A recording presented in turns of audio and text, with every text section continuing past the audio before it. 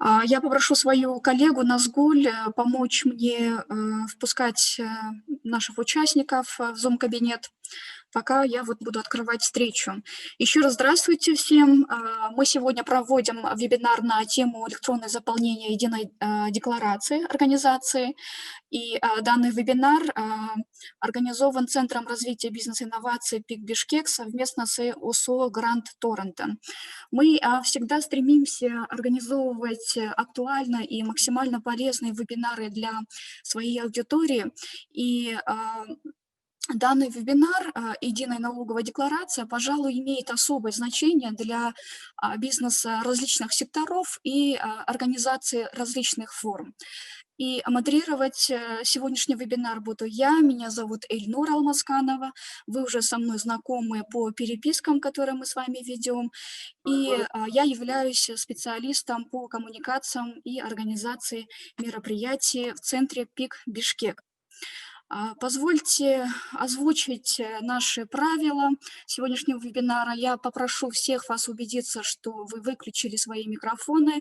Микрофоны следует выключить всем, кроме спикера, чтобы друг другу не мешать.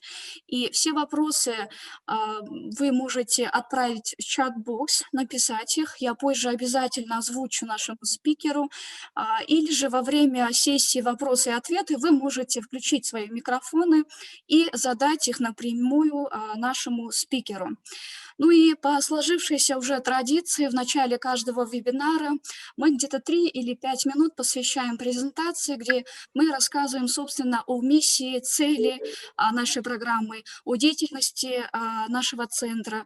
Для этого передаю слово нашему директору Центра развития бизнес-инноваций Искендеру Шаршееву. Искендер, прошу вам слово. Спасибо, Эльнура. Приветствую вас, уважаемые участники. Так, я хочу проверить пару технических моментов. Видна ли презентация сейчас? Так, она была видна и исчезла. Вот сейчас видна уже. Сейчас видна. Видна. Отлично. Добро пожаловать в ПИК Бишкек, уважаемые участники нашего сегодняшнего вебинара, который мы делаем совместно с Грант Торрентон. Позвольте мне рассказать несколько слов о ПИК Бишкек. Что такое ПИК Бишкек? Да? Хотелось бы небольшую такую историю быстро рассказать. Испытано на себе, да, когда-то я только что окончил университет, получил второе образование, пришел работать к одному инвестору. Да? У инвестора было очень много денежных средств, и он сказал: так, я хочу, чтобы ты мне открыл микрокредитную компанию. Он сказал: я тебе дам определенные средства, изучи вопрос. Я поехал в Национальный банк, спросил, как открывать микрокредитную компанию. Мне рассказали, что нужно иметь там минимум, да, 1 миллион сомов там залоги, там 300 миллионов. Если хотим стать банком, надо 300 миллионов иметь как депозитный залог. Рассказали все условия в Национальном банке, как открыть микрокредитную компанию. Я пришел к инвестору и начал все это рассказывать, и он совершил одну интересную вещь, да, которую я никогда не забуду. Он сказал: вот тебе деньги, иди и сделай эту компанию. Я только что закончил вуз, да, благо я закончил MBA, но до этого у меня никогда не было опыта собственного бизнеса, это все было только в теории. И меня объял ужас, страх, да, я не знал, что делать.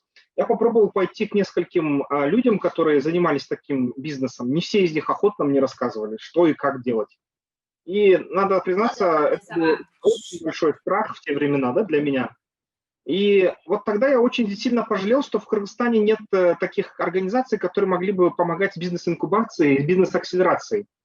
Было бы здорово иметь такую организацию, подумал я, но делать нечего, мне пришлось работать вслепую. Я совершил какие-то ошибки, какие-то деньги я потерял, где-то мне поэтому досталось очень крепко, но микрокредитную компанию мы открыли в конце концов, да.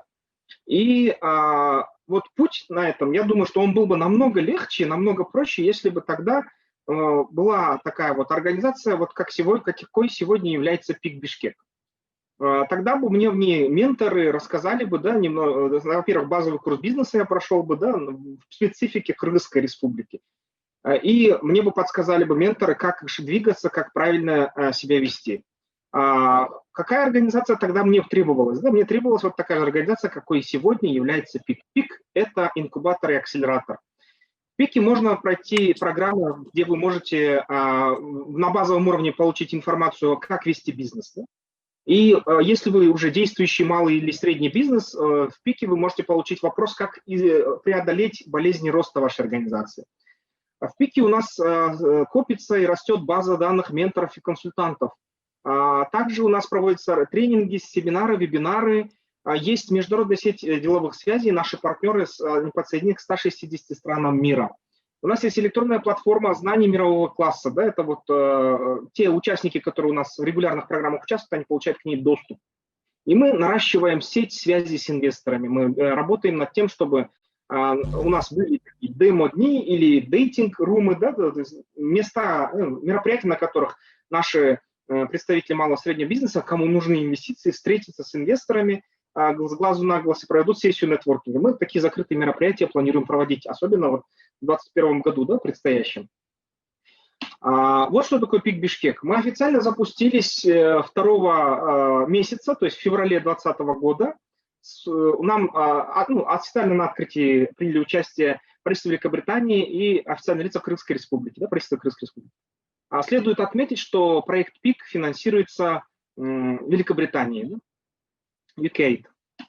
Мы уже провели первую техническую акселерацию. Наши выпускники вот в январе, да, это вот IT-компании, они имели возможность работать с менторами, да, и которые заключали сделки в Силиконовой долине, имели опыт работы в Майами, в Штатах, да, Сан-Франциско, по всему миру. Потом мы провели программу «Бизнес-рост». «Бизнес-рост» у нас прошла, вот тоже выпускники были со всех регионов Крымской Республики. Они окончили эту программу, и многими из них заинтересовались инвесторы, да, на наших демонстрационных днях. Также мы сейчас продолжаем эту же программу, но на кыргызском языке, потому что нам в Кыргызстане, да, большинство населения, 3,7 миллиона человек, это кыргызскоязычные граждане, и им нужны знания по бизнесу. Поэтому мы пошли навстречу, провели исследования и запустили программу на кыргызском языке. Также в ней участвуют участники с различных областей Кыргызстана. Недавно мы завершили программу «Мигрант Ишкер» для вернувшихся мигрантов. Пандемия привела к тому, что многие мигранты были вынуждены вернуться в Кыргызстан. И многие из них не нашли здесь работы или не захотели работать в текущих условиях. Да? Тогда лучшим выходом для них было создать собственный бизнес. И вот здесь по центру видите цифру 8. Из 25 отобранных нами компаний 15 добралась до финала, да, 17 в целом. 15 выполнило все требования, 13 компаний выполнило все требования, участвовали на демо-дне. И 8 из этих 13 компаний – это те компании, которые впервые начали свой бизнес, те мигранты, которые впервые начали собственное дело. И мы очень надеемся, что из них вырастет очень крупный бизнес. Вот такой вот был результат программы «Мигрант Ишкер». И мы планируем и дальше помогать мигрантам, которые возвращаются в нашу страну, находить работу здесь, создавать работу здесь. Вместо того, чтобы ездить и быть зависимыми от зарубежа, экспортировать туда свои товары или услуги.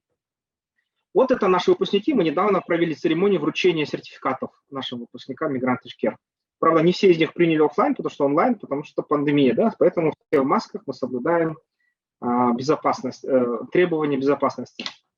А также мы планируем вот в будущем году запустить программы для молодежи и для женщин-предпринимательниц. Вот сейчас мы недавно провели опросы и на основе результатов этих опросов готовим эти программы.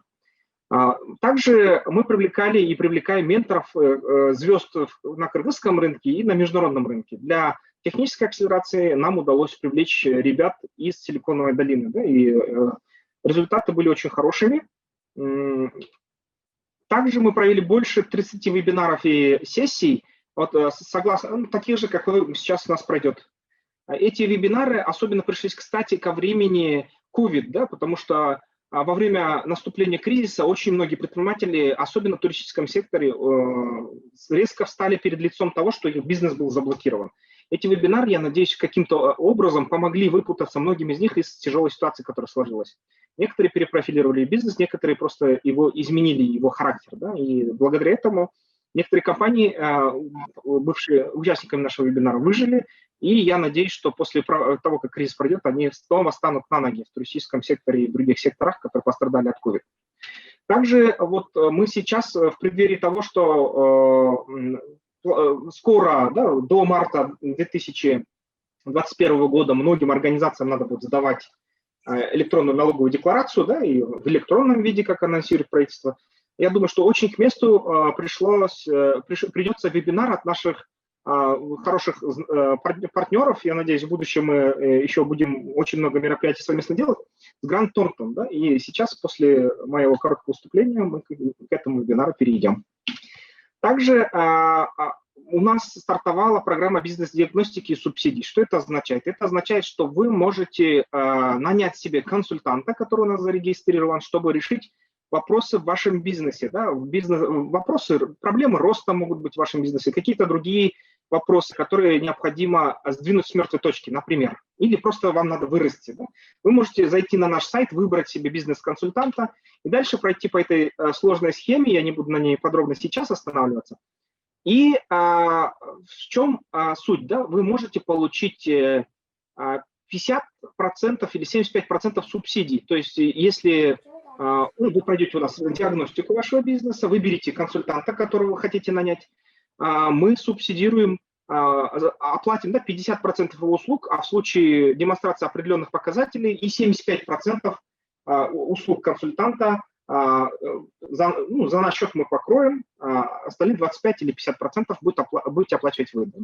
Так что это вот такая вот услуга. У нас много лет была одна такая программа, она практически такая же. Да? И вот у нас это называется на нашем внутреннем языке BASP, да, а так это получается бизнес-диагностика. Пожалуйста, заходите на наш сайт, если вы заинтересовались, подавайте обязательно.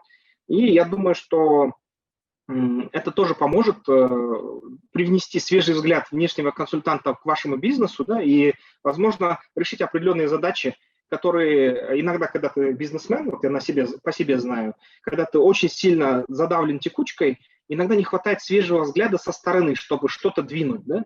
И порой платные консультанты, да, или в этом случае будет платный консультант, просто мы часть оплаты субсидируем, может сыграть очень такую хорошую роль. Так что обращаю ваше внимание на это, и на сайте вы можете более подробную информацию изучить.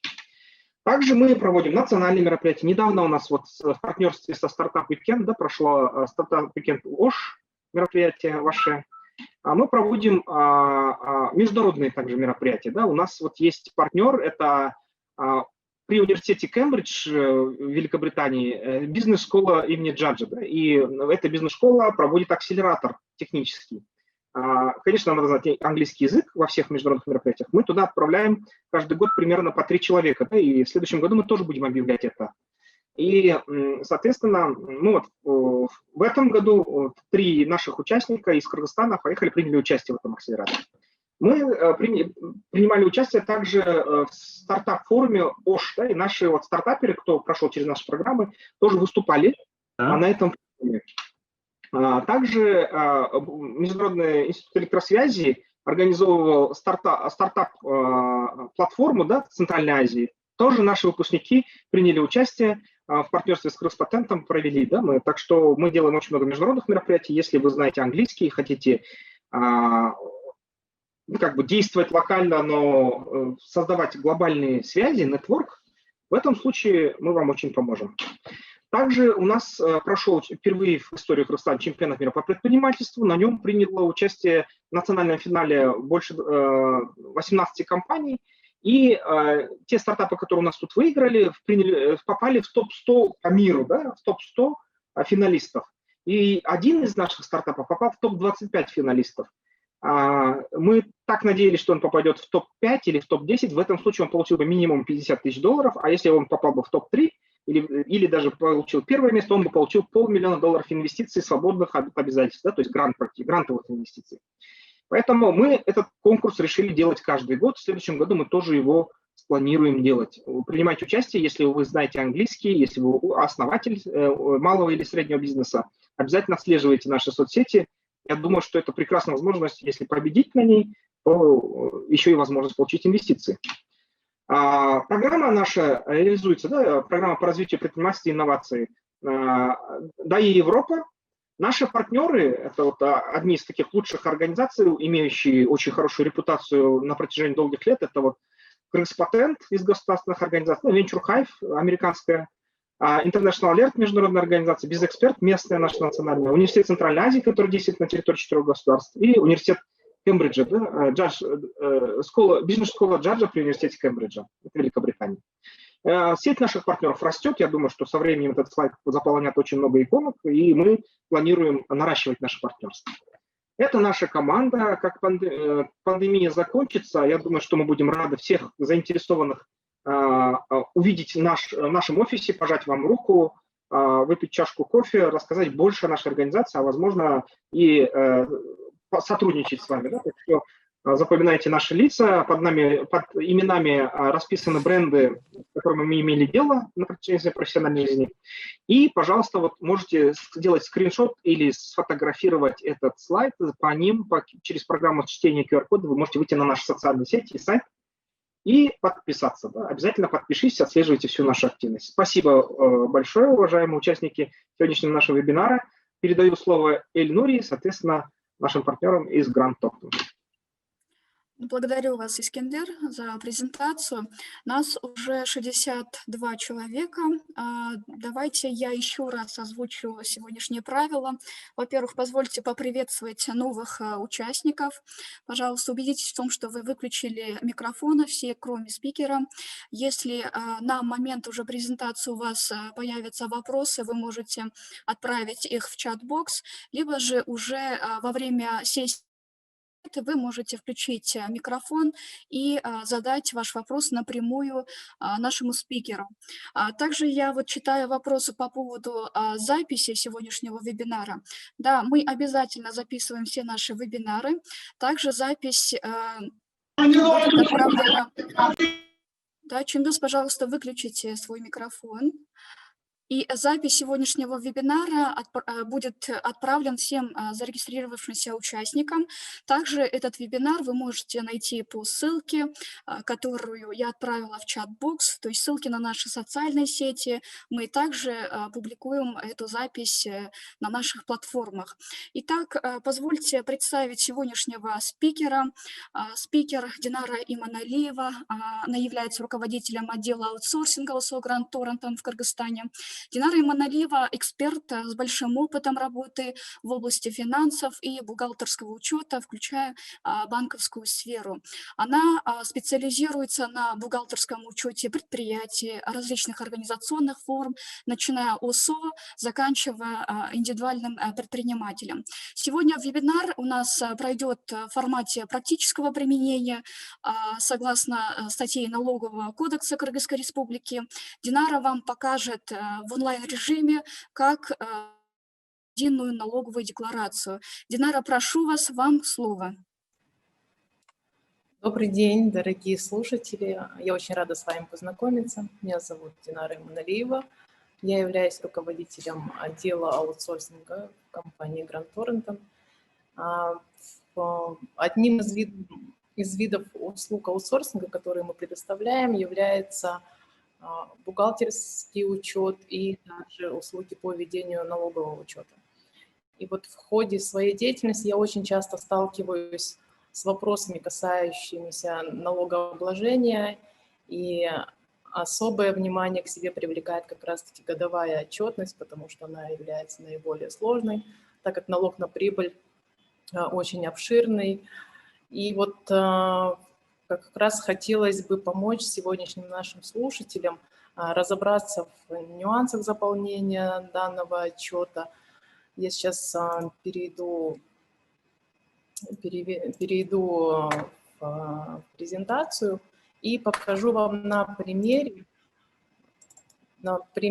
вымышленной компании, какие бывают вычеты, какие расходы облагаются, какие нет. Давайте поговорим сначала о том, что вообще представляет собой этот отчет. Единая декларация – это отчет, который отражает вашу деятельность за целый год. То есть в этом отчете вы как раз определяете ту сумму налога на прибыль, которую вы должны будете оплатить. То есть вы указываете доходы, полученные за весь год, и также отражаете расходы. Доходы минус расходы, получается прибыль, вы умножаете на ставку 10%, и таким образом вычисляете налог, который вам следует оплатить.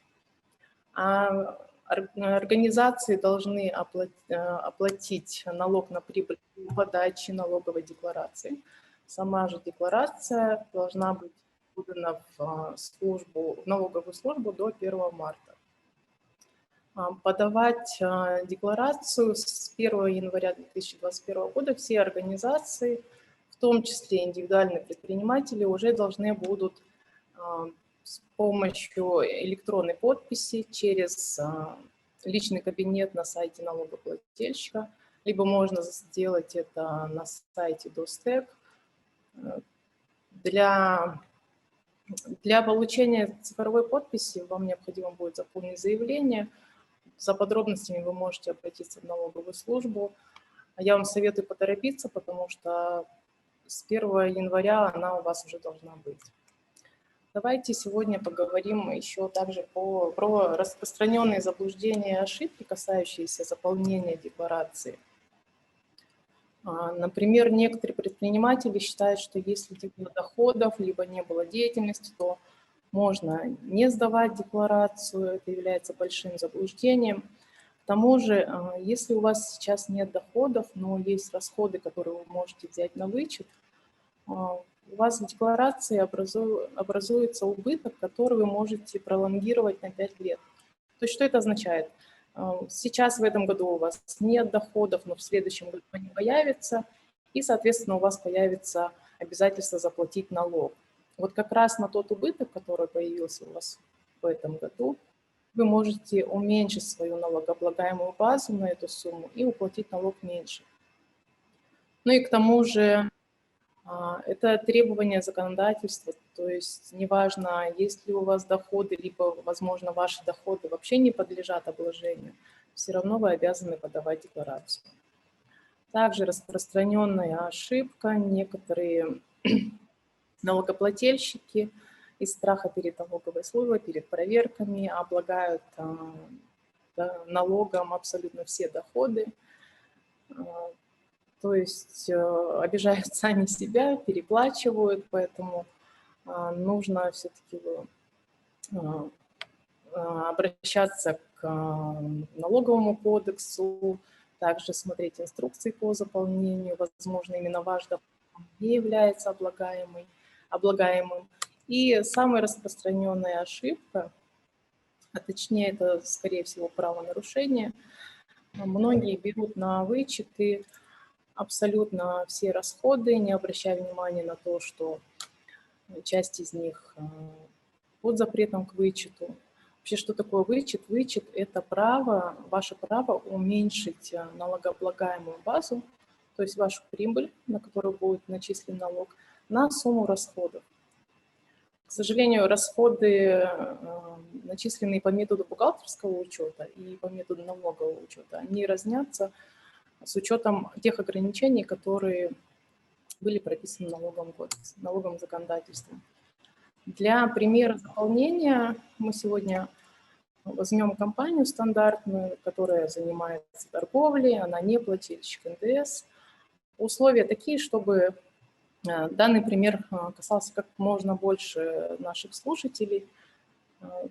Прибыль, точнее, доходы у нас облагаемые. В нашей задаче это доход от реализации товаров и доход от превышения курсовой разницы над отрицательной, положительной над отрицательной. Пройдемся по некоторым условиям задачи. У нас на балансе есть автомобиль, который мы приобретали в 2019 году. Также приобрели мебель в 2020 году. Было продано товара 2500 единиц по 2000 сомов.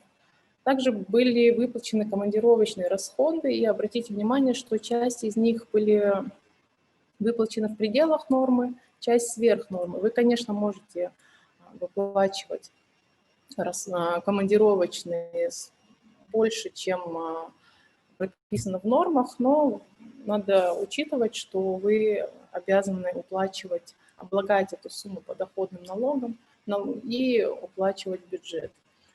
Также я вынесла в условия расходы по оплате за образование.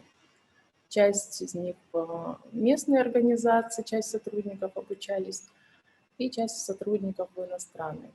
Позже вы поймете, для чего были вынесены конкретно эти условия задачи. Я вам сейчас покажу таблицу, которая вам очень поможет в заполнении декларации, потому что само заполнение, оно не занимает много времени, буквально несколько минут, а вот подготовка как раз должна основываться на статьях Налогового кодекса.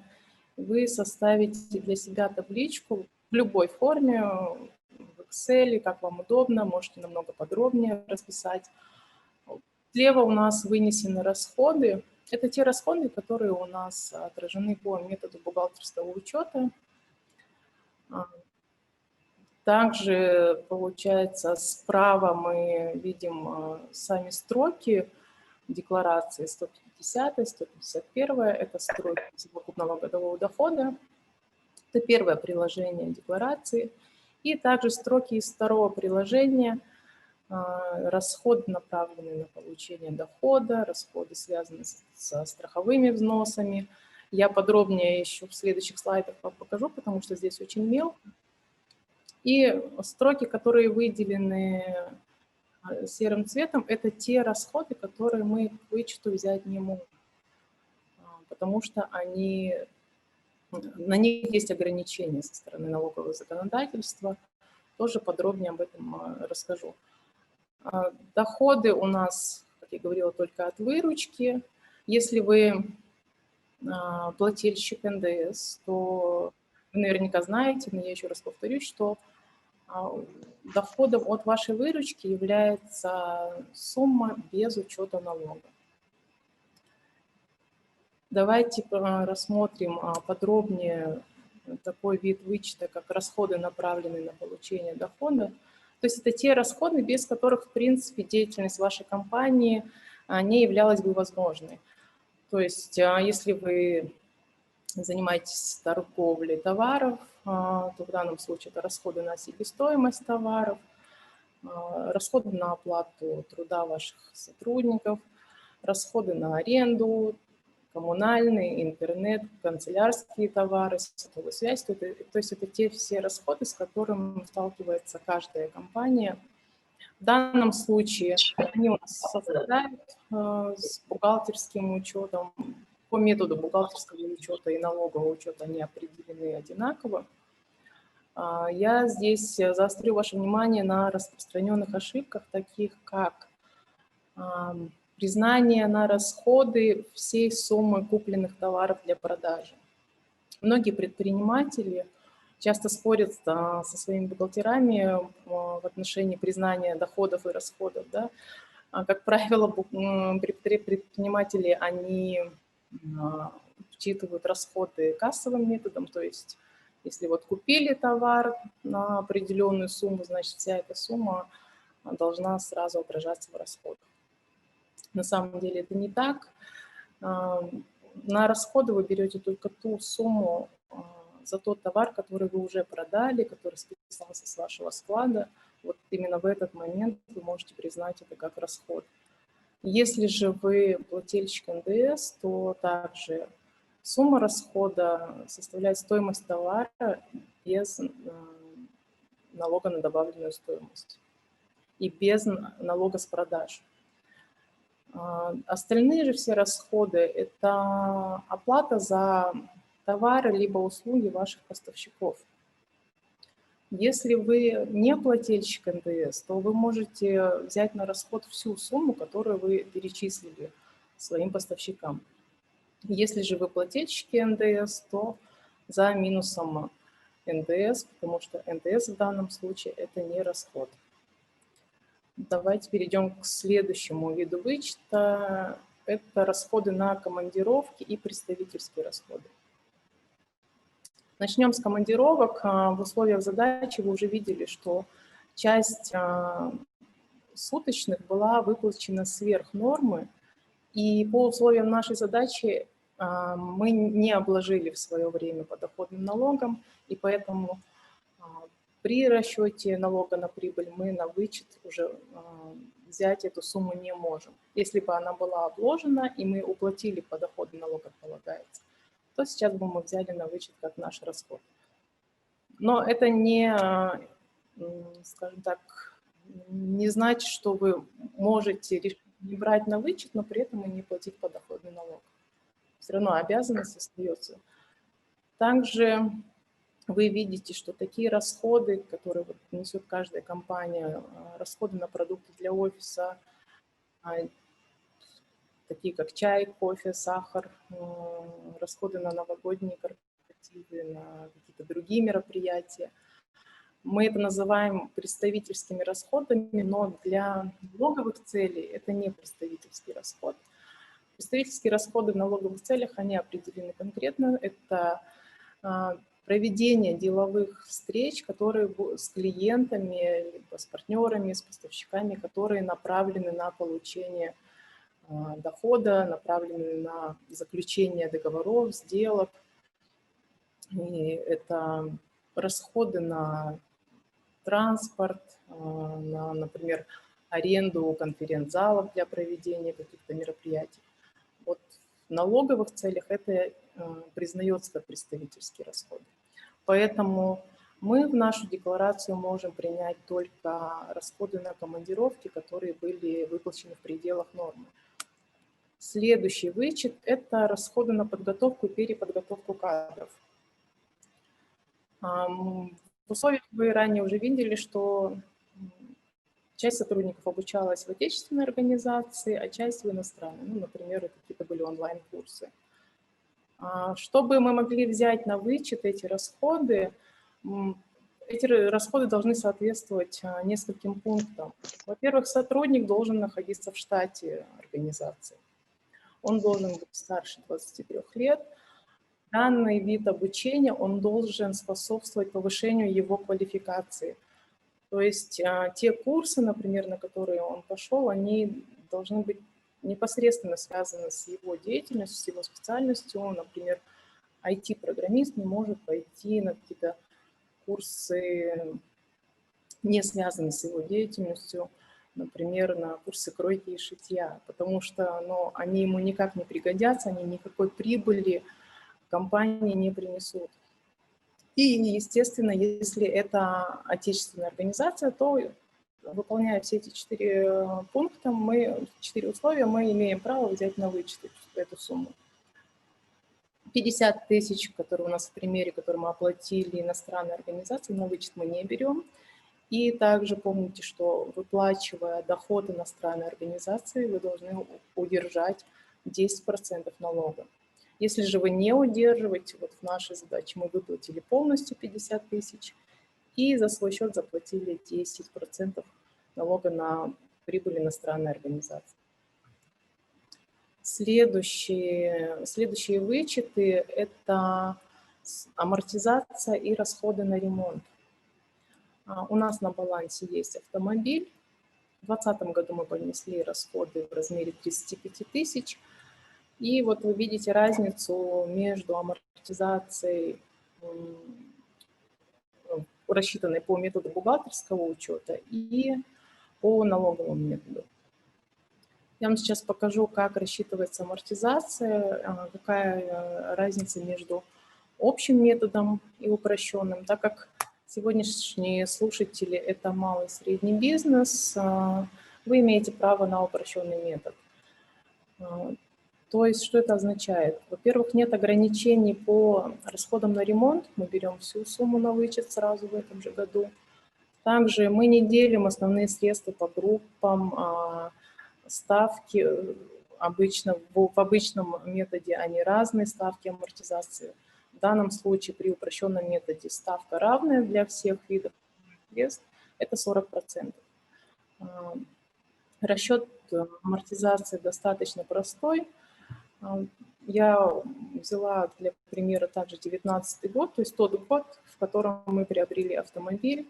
Стоимость на начало года составляла 0, потом появился у нас автомобиль, мы прибавляем 400 тысяч и всю сумму умножаем на 40%.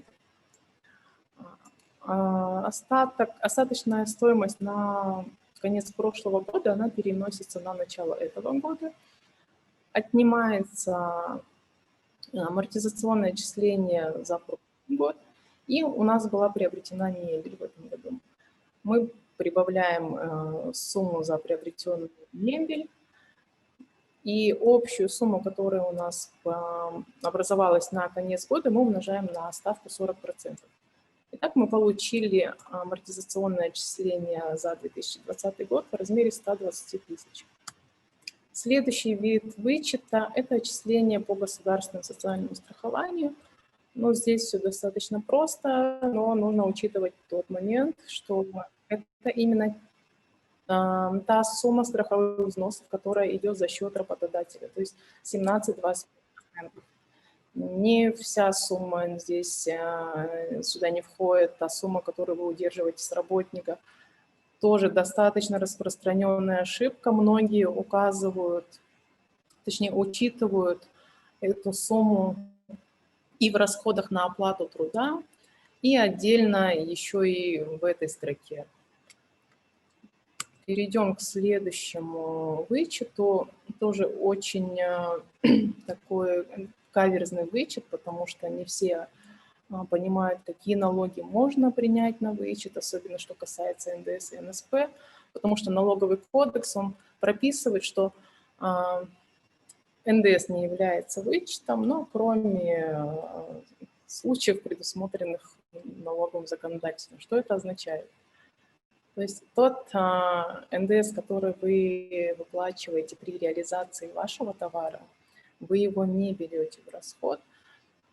Но я, как говорила, если вы не плательщик НДС, то сумма налога, которую вы выплачиваете при приобретении товара, либо когда вы оплачиваете за какую-то услугу, она уже получается, уже у вас в вычетах. Этот налог, он уже отражен в графе 250 в тех расходах, которые направлены на получение дохода. То есть в ваших расходах на себестоимость товара. Вот когда в налоговом кодексе говорится, что кроме НДС, предусмотренного там, в отдельных случаях, это как раз имеется в виду ваш расход на себестоимость. Что касается налога на прибыль, налог на прибыль не подлежит вычету, потому что мы как раз-таки рассчитываем прибыль для того, чтобы обложить ее налогом. В данном случае налог на доходы иностранной организации, он тоже является налогом на прибыль, поэтому взять на вычеты мы его не можем. Если бы мы удержали в свое время и перечислили нашему поставщику, например, 45 тысяч вместо 50, то расходы по этому налогу, они бы уже отражались у нас в 250 графе.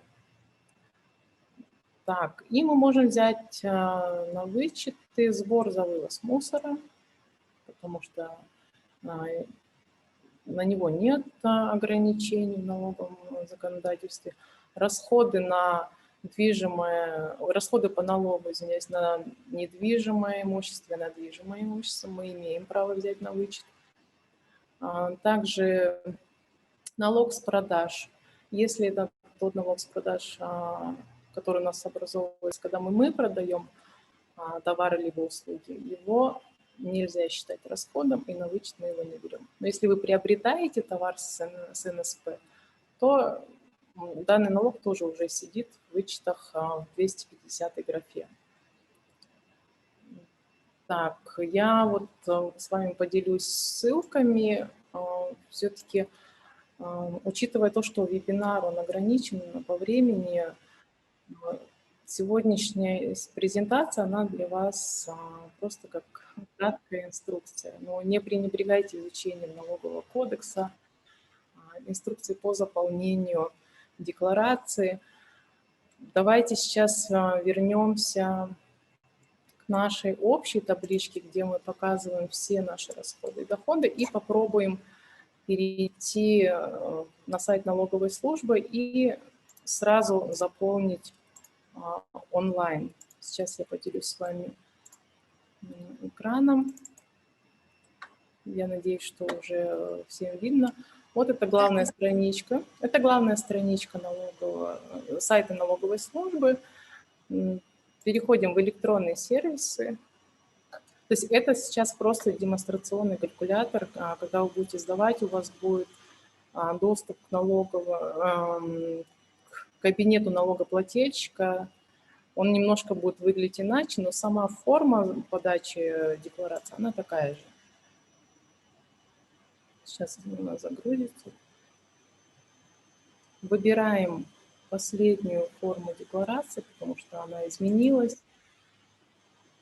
И вы видите саму форму.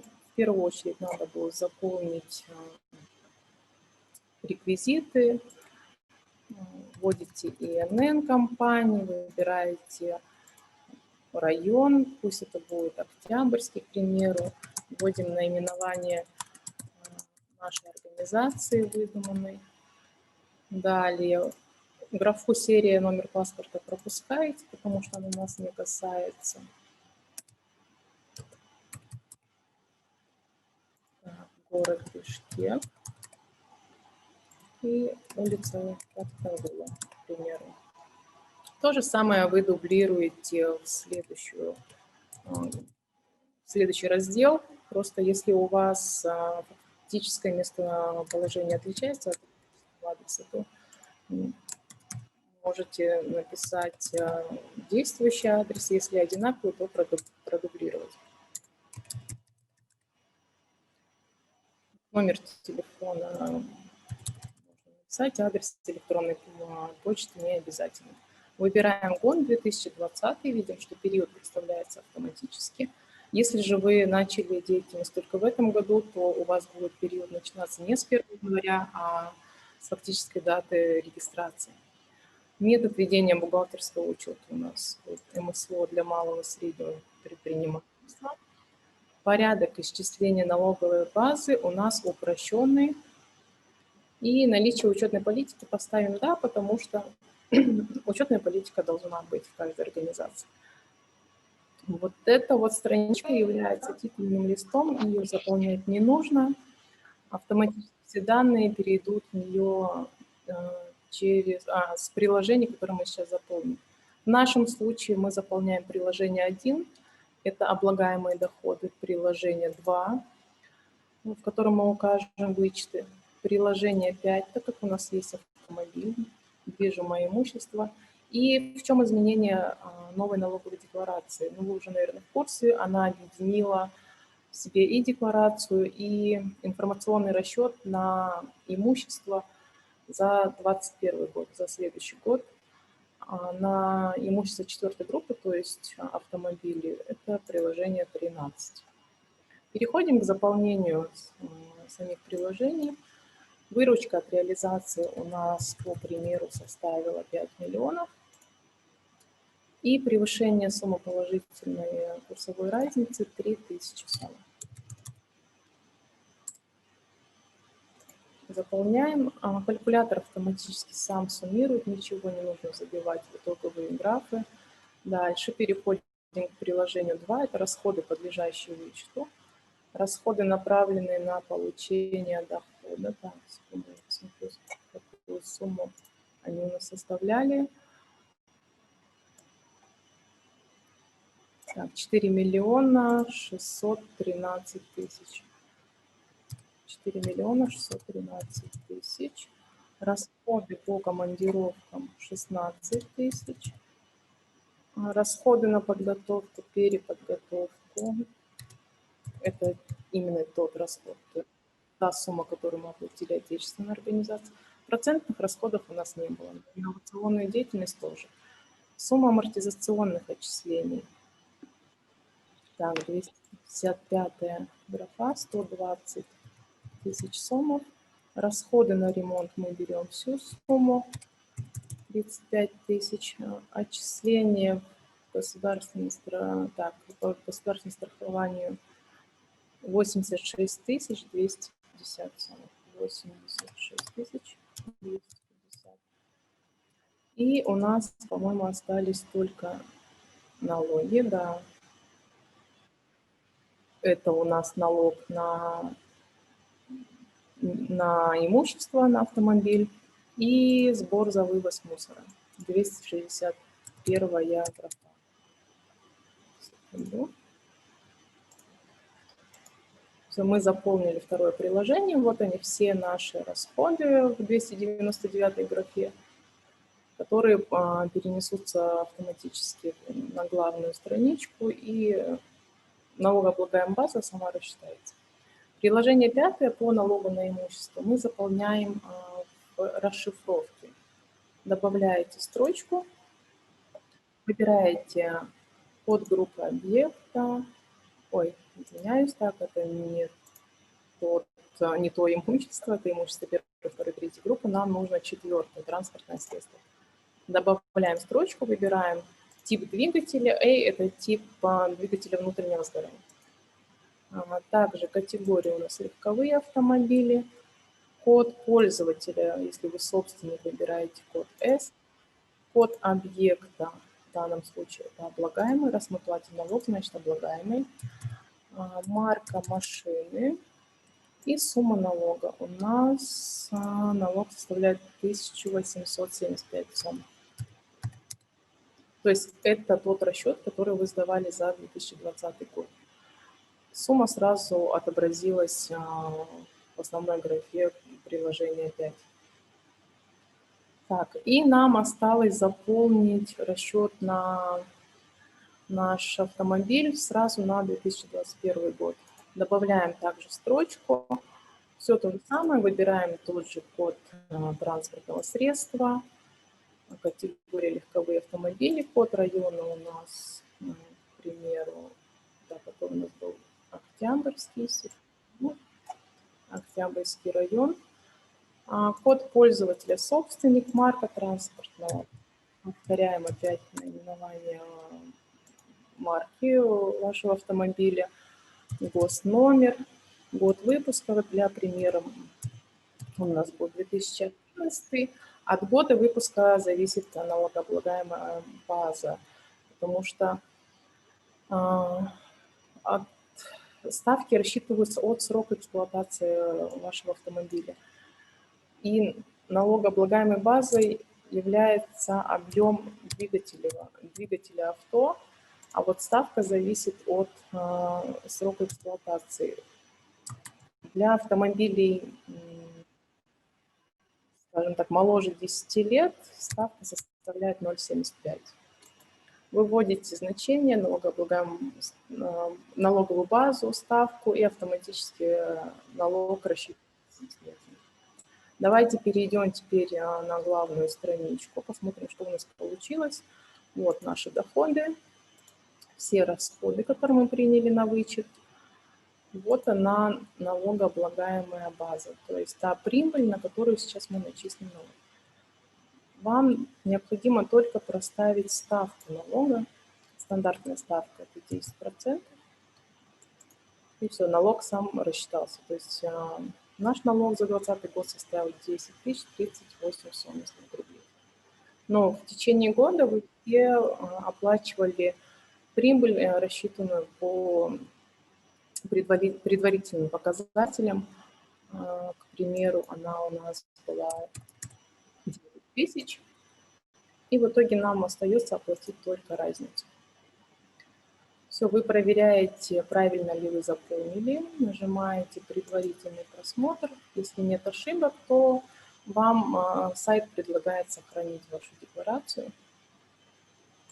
Давайте мы ее сохраним, и вот когда сейчас будет сессия вопросов и ответов, как раз подробнее разберем какие-то моменты. Может быть, я говорила очень быстро, не успели уловить. Я жду ваших вопросов и постараюсь.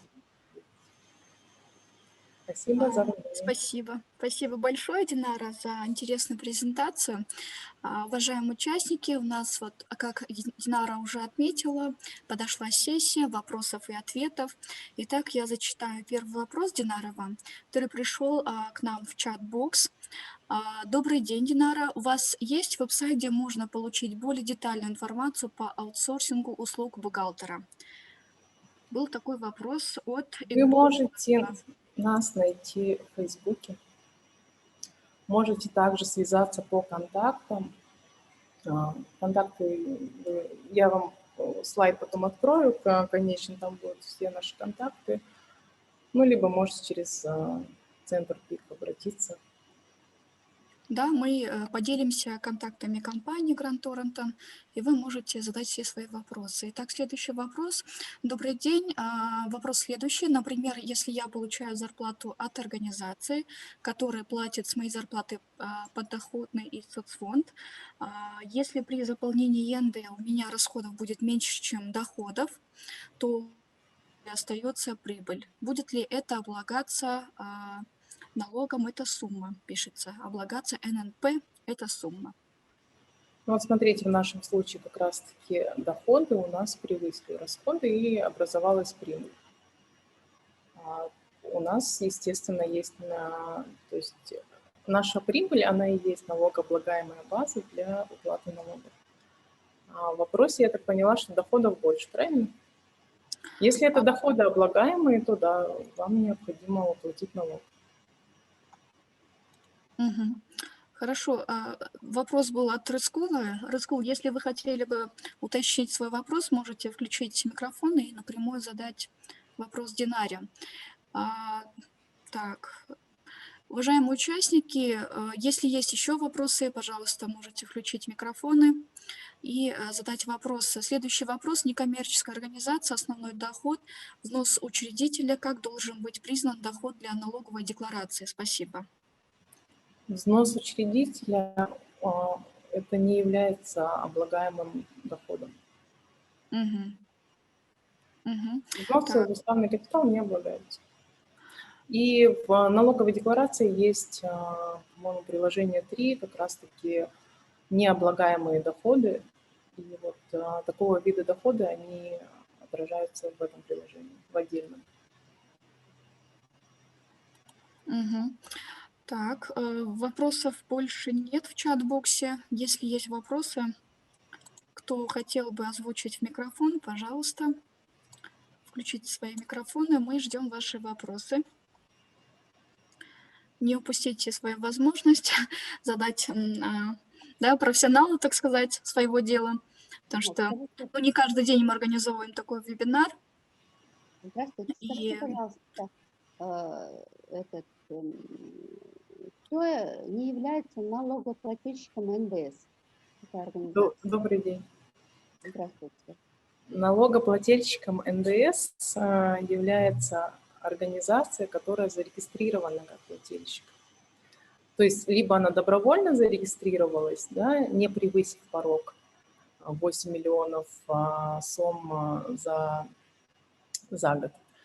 Если же порог превышен, то автоматически она становится уже плательщиком. И уже зарегистрироваться является обязанностью такой организации.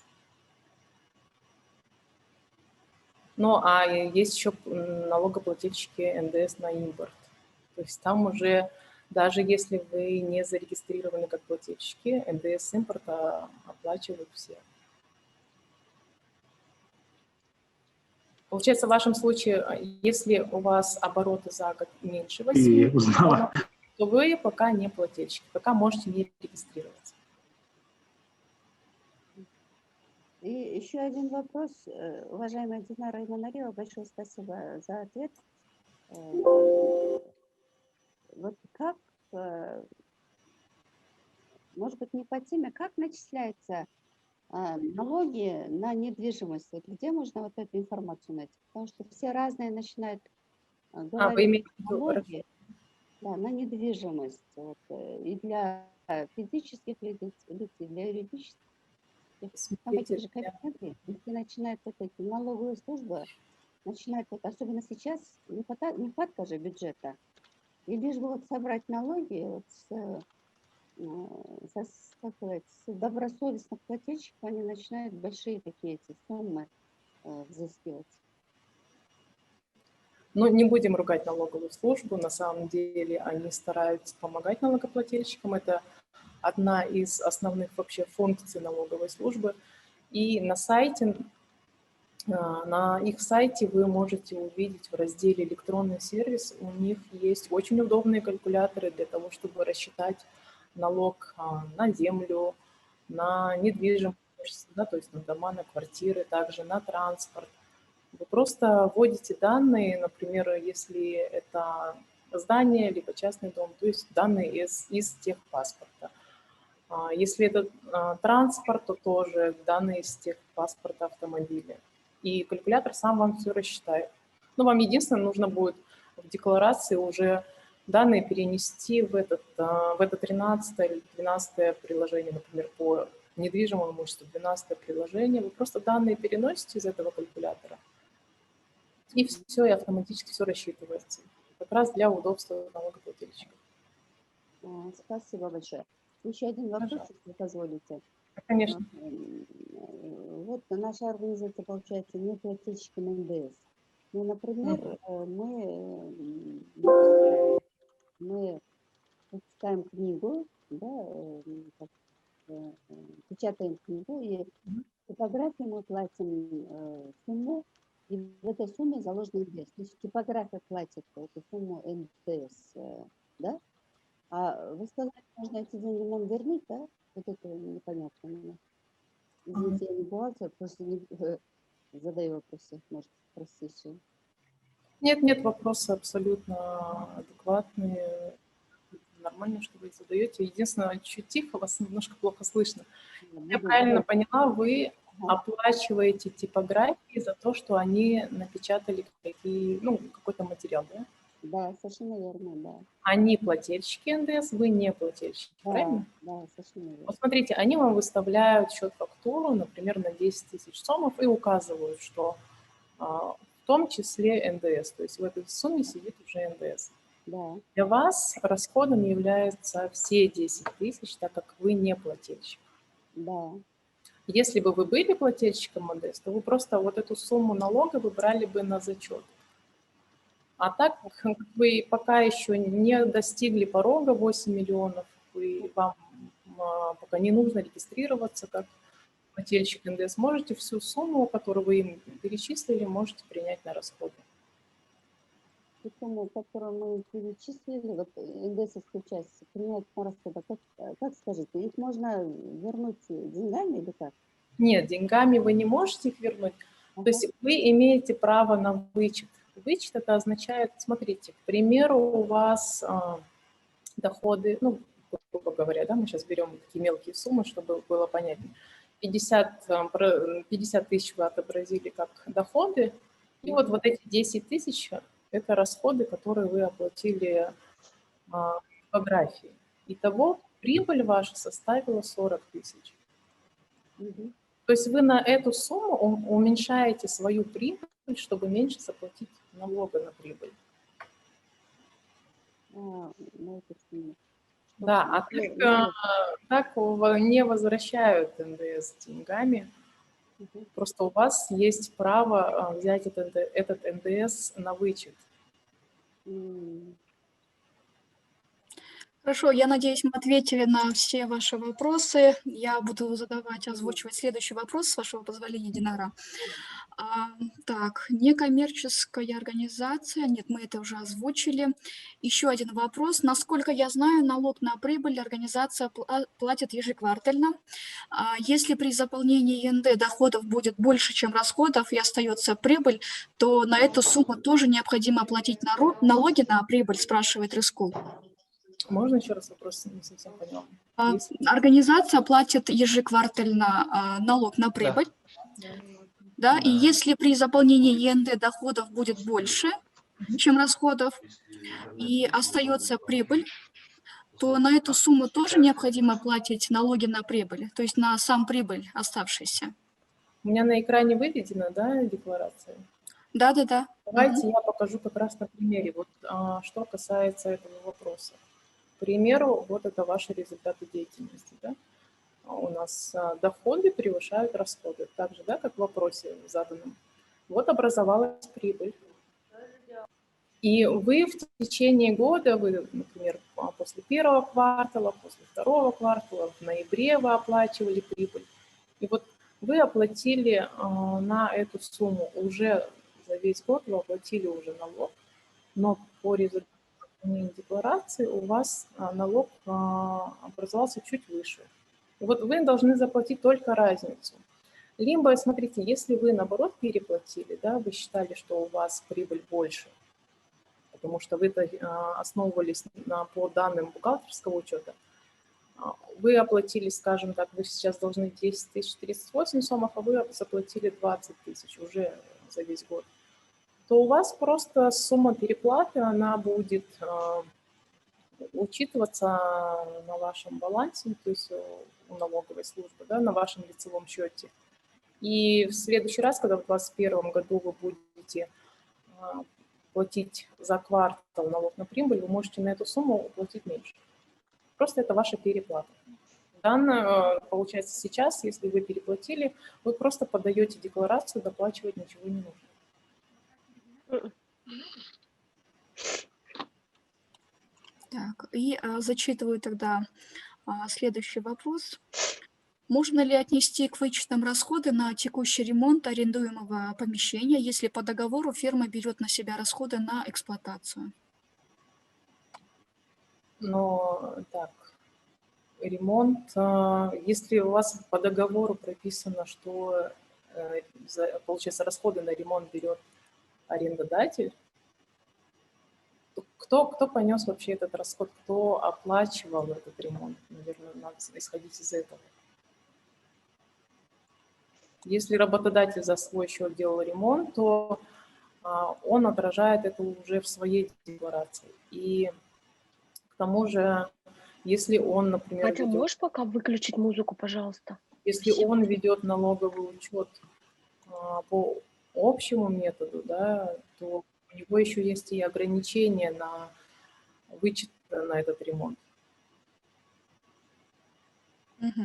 И следующий вопрос от Елизы Самудиновой. Добрый день, Динара. Организация при оплате за услуги иностранному поставщику, например, за Zoom-платформу или Facebook, говорят, организация должна платить налог на прибыль 5% от суммы оплаты. Так ли это? Именно за Zoom.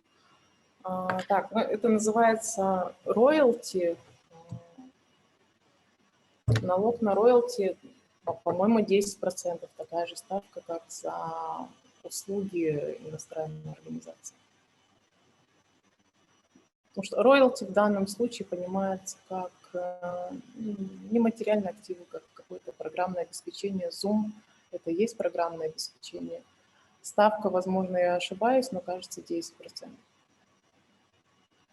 Вообще организация обязана именно удержать этот налог и перечислить поставщику только разницу. Если же вы не удержали, то ответственность лежит на вас, как на налоговом агенте. То же самое получается, как при выплате подоходного налога сотрудникам.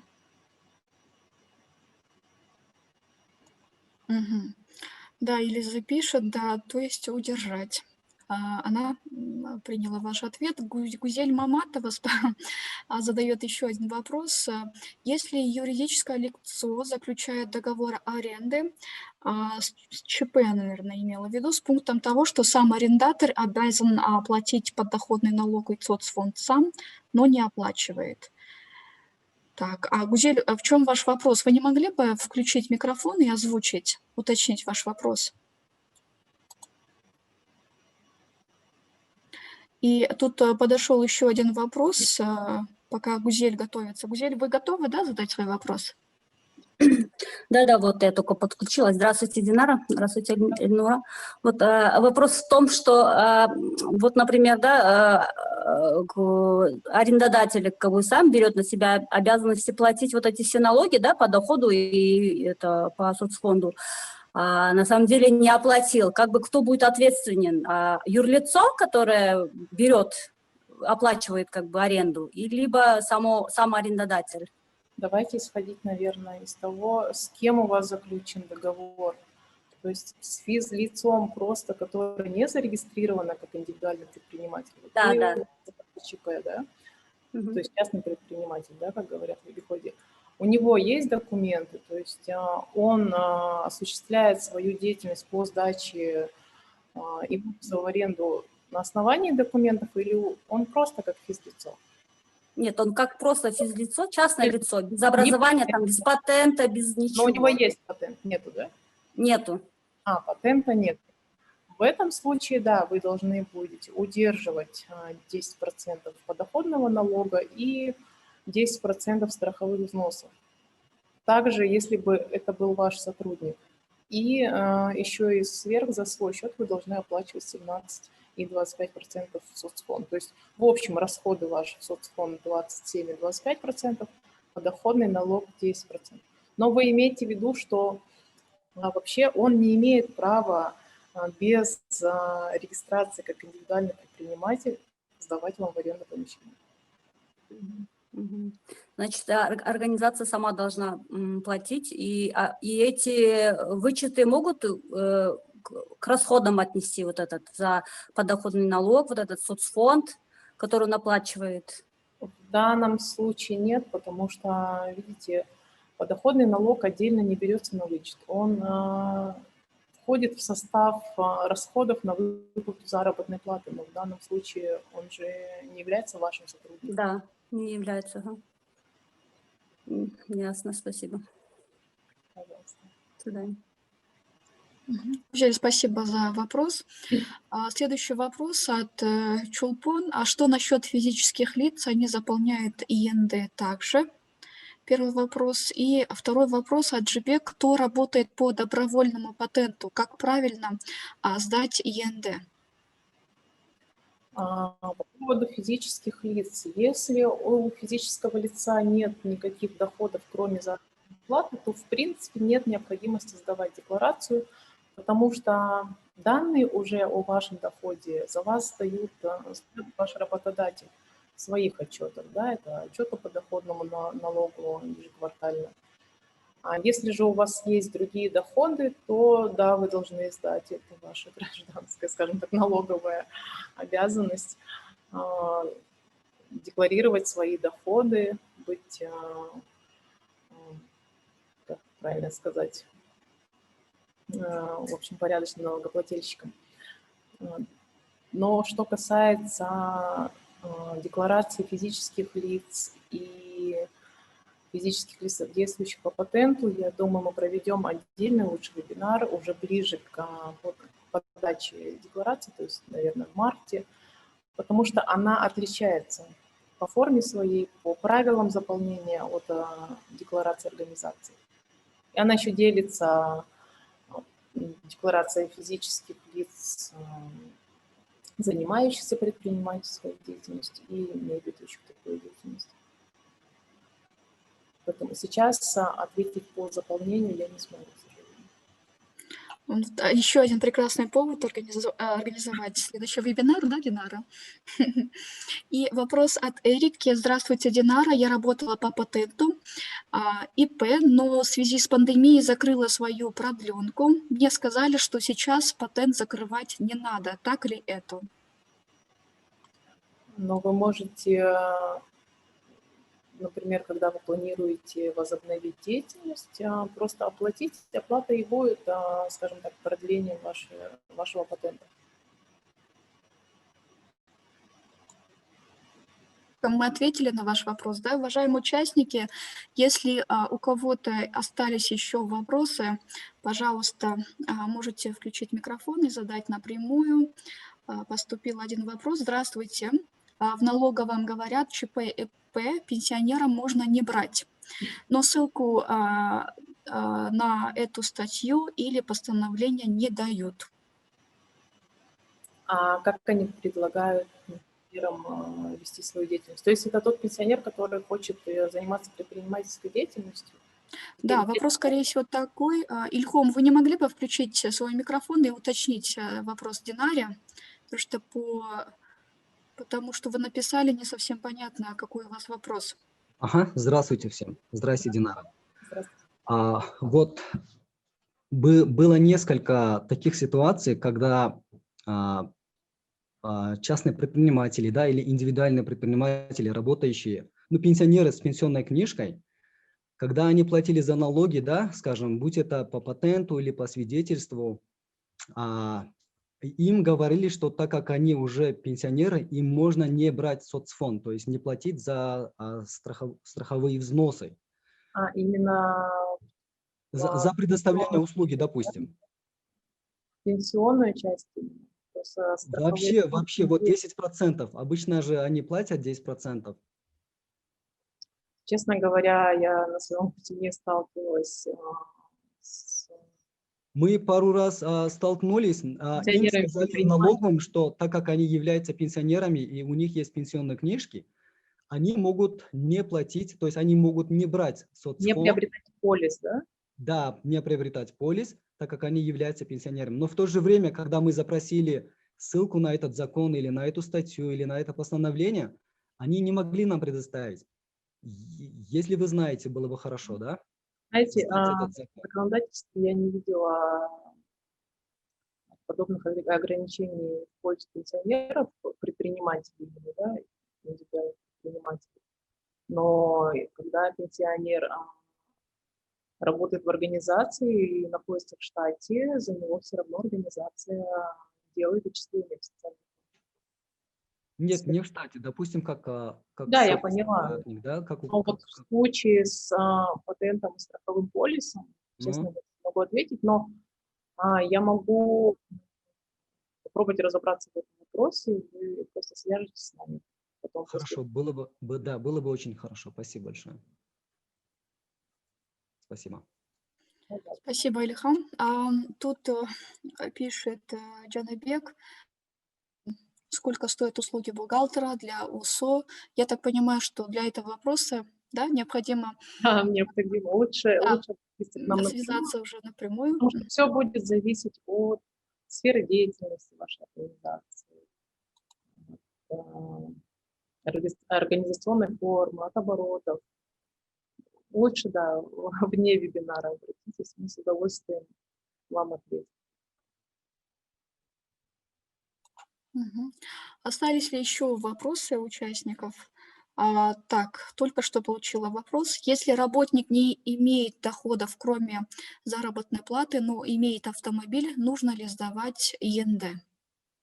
Да, сдавать ИНД нужно, потому что вы видели, да, вот на нашем примере, в двух приложениях декларации отражены данные о владении автомобилем. То есть вы указываете, в одном приложении нужно указать налог, который был оплачен за прошедший год, точнее. И так как еще и декларация объединяет в себе сейчас информационный расчет на автомобиль на следующий год, то вам придется просто выдавать декларацию, потому что, ну, насколько я знаю, водители получают потом при оплате еще какую-то наклейку на лобовое стекло клеится, то есть факт, подтверждающий оплату. И вы же должны еще показать, на основании чего вы рассчитали этот налог, почему вы платите именно эту сумму. Все это отражается в декларации сейчас. Спасибо. Так, больше вопросов в чат-боксе нет. Если у кого-то еще остались вопросы, пожалуйста, вы сейчас можете воспользоваться возможностью включить свои микрофоны. Если же нет, то мы потихоньку уже будем двигаться к завершению сегодняшнего вебинара. Вопросов пока... У меня есть один вопрос. Да? Вот Искендер. От меня, да. Динара, не подскажете, вот как получать электронную цифровую подпись? Сейчас правительство говорит, что вообще бесплатно его раздает, но каким категориям оно раздает ее бесплатно? И действительно ли, ну, есть ли у вас уже опыт получения этой электронной цифровой подписи через ГРС? Через ГРС, ну, электронную цифровую подпись я получала через компанию Достеп. Честно говоря, кому именно налоговая служба выдает бесплатно, я пока еще не знаю, но я знаю, что нужно обращаться в ЦОН по вашему району, а в Достеке сейчас как раз, кажется, скидки на приобретение этой цифровой подписи. В среднем у них стоимость составляет 1500, но сейчас, по-моему, 600 тысяч. То есть это для новых компаний, которые только приобретают доступ к электронной отчетности. Поэтому поторопитесь. Кто-то хотел задать вопрос, да? Да, там сказали, есть опыт получения через ГРС и хотят поделиться, да? Может быть, поделитесь, да, в 2 словах? Так, Тимур Копчаков написал, что через ГРС есть опыт получения цифровой подписи. Тимур, вы можете включить свой микрофон и поделиться опытом с нами и со всеми участниками. Да, здравствуйте. Меня слышно? Да. Да, вас слышно. Ага. Здравствуйте всем. Здравствуйте, Динара, Нура, Искандер. Да, я недавно получал электронную подпись для себя и для ОСО через ЦОНы, да.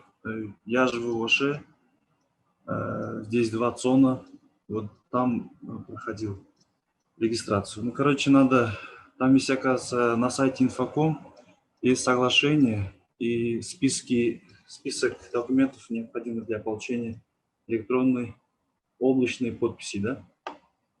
Разница облачной подписи электронной и между вот этим флешкой, которая электронная подпись, ну, которую Достек и ЮБР, по-моему, дают, да. Оказывается, просто дают пароль на, ну, скажем, пин-код на почту, да, и через пин-код можно зайти в ЕСИ. То есть, чтобы зайти в налоговый кабинет, налогоплательщика, да, кабинет, надо зайти через ИСИ. А через ИСИ вот как раз вот в ЦОНе дает, оказывается, пин-код. Вот через ИСИ надо регистрацию сделать и зайти через пин-код, который они дали. И, ну, там можно и посмотреть всякие там государственные услуги, там, допустим, по там недвижимости вы сколько оплатили, да, по автомобиль, ну, карчек, который, да, сколько автомобилей есть у вас, сколько недвижимости. Можно даже посмотреть пенсионный фонд, сколько вы оплатили за весь период, который вы работаете. Ну, в общем, там все есть, оказывается, которые сейчас можно взять без очереди, стоят там в очереди где-то там, не знаю, в государственном учреждении. А вот получение можно подойти и список дать, ну, который есть список, да, то есть взять документы, то есть, в принципе, бесплатно всем дают. Я получал 2 электронных подписи. Ну, с трудом, Хорошо. конечно. Но это была именно подпись, не просто логин и пароль. Нет, там сказали, это облачная электронная подпись. Вам дается пин-код, вы сами заходите через ИСИ и можно подаваться, да, то есть отчеты сдавать. Когда вы сдаете отчет, вы нажимаете, там есть кнопочка подпись, и выходит зашифрованная подпись. Потому что с января, то есть сейчас, в этом году было 2 способа сдавать отчетность.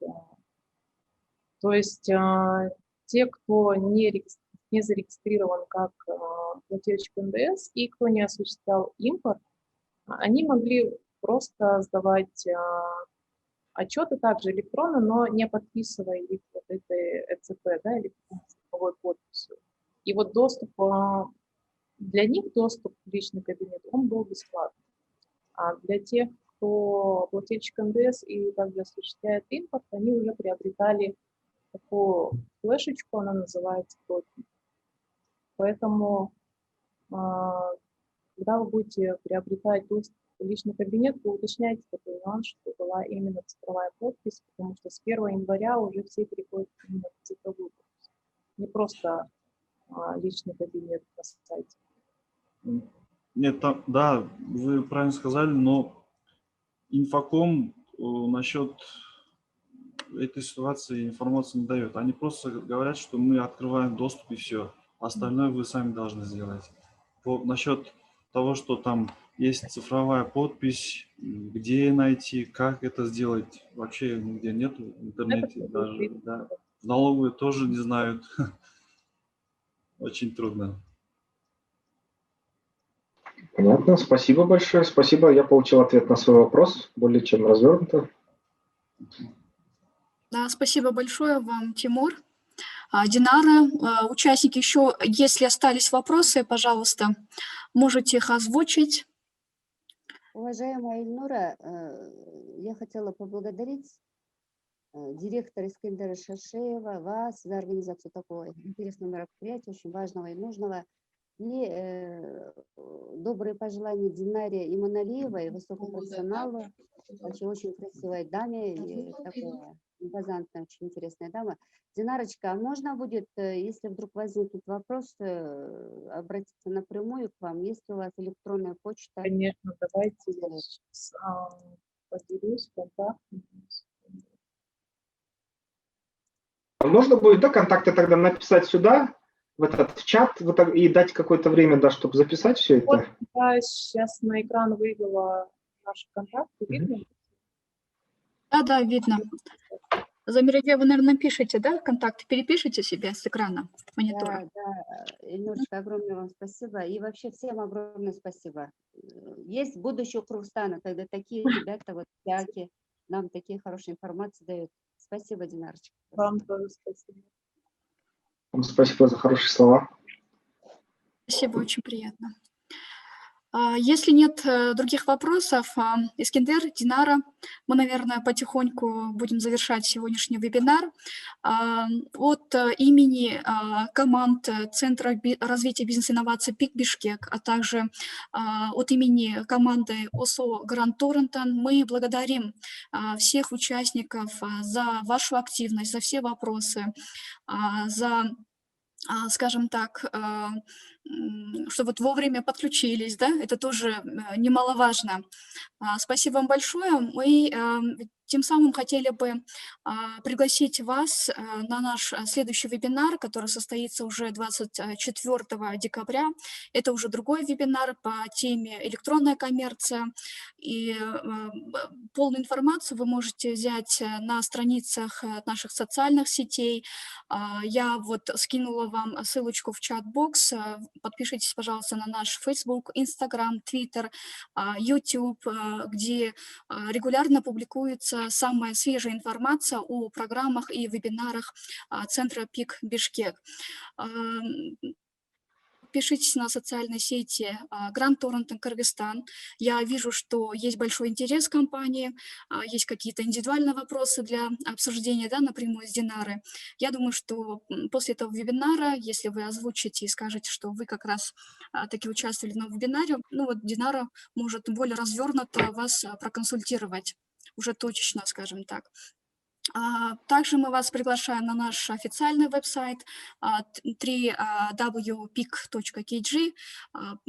Пожалуйста, посетите наш сайт, вы можете ознакомиться с многочисленными программами для бизнеса, для малого и среднего бизнеса, для бизнес-консультантов. У нас есть очень много интересного для вас, дорогие участники. Ну что же, хорошего вечера вам. И мы обязательно отправим запись сегодняшнего вебинара вам на электронные почты. Спасибо вам большое. До свидания. Спасибо всем. Спасибо, Динара. Спасибо большое. Было интересно. Спасибо. Спасибо. До свидания. До свидания.